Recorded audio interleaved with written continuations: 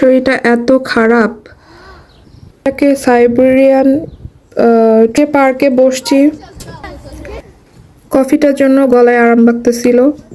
এটা হচ্ছে শিরিঙ্গা vulgaris flower, একটা খুবই সুইট ফ্র্যাগনেন্স আছে। হঠাৎ করে তুষারপাত শুরু হয়েছে, আজকে মাইনাসে চলে গিয়েছিল।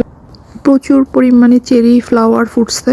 তারপর কিছু খাবার কেনার জন্য গেলাম, তো ফ্রুট ছিল, আবার তরমুজও ছিল, বেবি কর্নও ছিল না।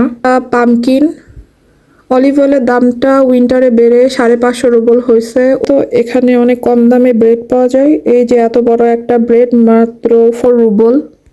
তো এটা হচ্ছে একদম আমার বাসার কাছে যে মসটা, সেটা টিউলিপ রং বেরঙের। এখানে পিঙ্ক, ইয়েলো, রেড,